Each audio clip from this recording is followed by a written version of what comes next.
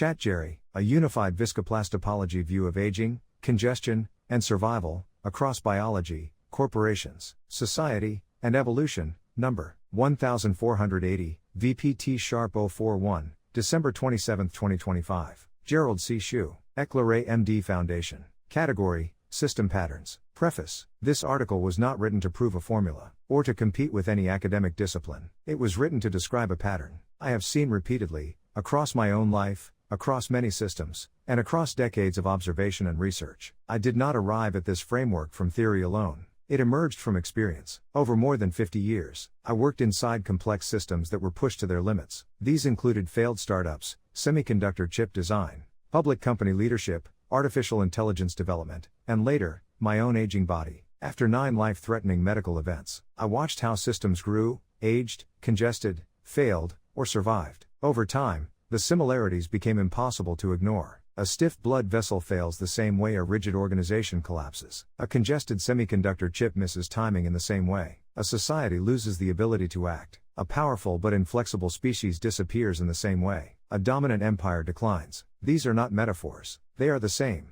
physical and mathematical patterns expressed at different scales. This paper is therefore qualitative by necessity. It is unrealistic to demand precise unified numbers across biology, business, society, and evolution. Forcing false precision only creates false confidence. What remains consistent across all these systems are shape, flow, timing, accumulated stress, and loss of elasticity. The goal here is not prediction. It is recognition. Once the shape of failure is understood, prevention becomes possible. Once survival mechanics are understood, intelligence can replace brute force. I write not as a detached observer, but as a participant. Some systems I touched failed. Some survived. I survived many professional failures, but I also suffered deeply from illness over the past 32 years. After achieving conventional success in career and wealth, I still remember the fear, regret, and pain caused by my ignorance of health. That suffering is the reason behind my past 16 years of self-study and medical research. This framework came more from damage and recovery than from success. If this work helps readers recognize stiffness before collapse, congestion before paralysis, or strain before rupture, then it has achieved its purpose. Introduction.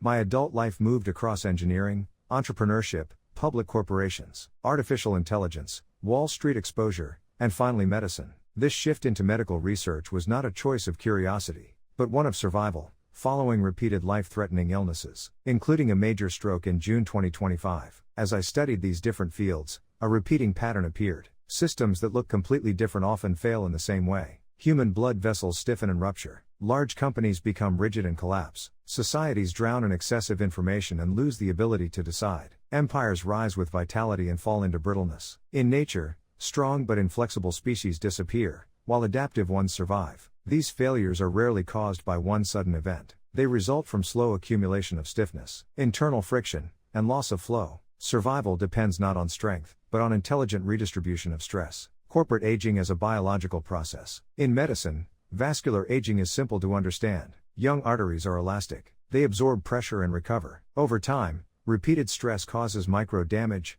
calcification, and stiffness. Eventually, vessels can no longer absorb normal pressure, and rupture occurs. Companies age the same way. Startups are elastic. Communication is direct. Decisions are fast. When stress appears, they bend and adapt. As companies grow, layers accumulate. Rules harden. Decision paths lengthen. Internal friction increases. The organization enters a viscoplastic phase. It still functions, but slowly and inefficiently. In high-tech companies, decline often begins when leadership shifts. From founding technologists to political operators or MBA bean counters, the system loses its adaptive core. At late stages, even small shocks cause major damage. This is not moral failure. It is mechanical aging. Corporate collapse is not attack from outside. It is rupture caused by lost elasticity, neural congestion and societal timing failure. Societies rarely collapse due to lack of information. They collapse because of too much information mixed with noise. Whether AI becomes a blessing or a curse is still unknown. From semiconductor IC chip design,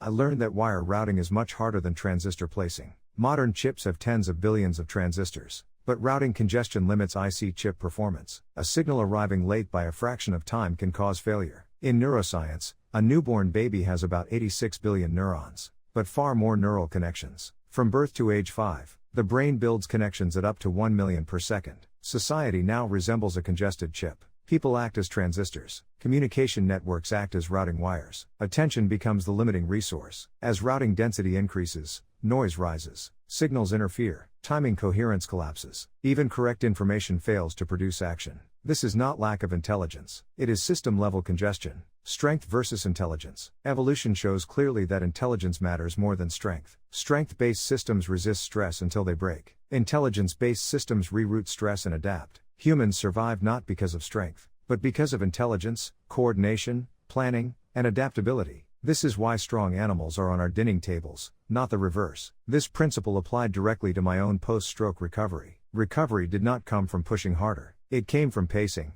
increased sleep, reduced exercise, and the gradual rebirth of neurons and rerouting of neural pathways. I respected natural limits and used intelligence, rather than force to guide recovery. A unified stress-strain pattern. Across all domains I studied, the pattern is consistent. Systems start elastic. They move into viscoplastic flow. Finally, stiffness dominates. Failure happens when strain accumulates faster than adaptation. Survival happens when intelligence reduces strain rate. This explains sudden vessel rupture, sudden corporate collapse, societal paralysis, and extinction of physically stronger species. The difference between survival and failure is not resources or power, but flow control and awareness of turning points. Ignoring slow signals. Collapse rarely happens without warning. It happens because slow signals are ignored. Health is no exception. Humans react to sudden threats, not gradual damage. Slow change is normalized and ignored until it is too late. My research focuses on long-term trajectories, not moment of rupture. This approach applies equally to biology, empires,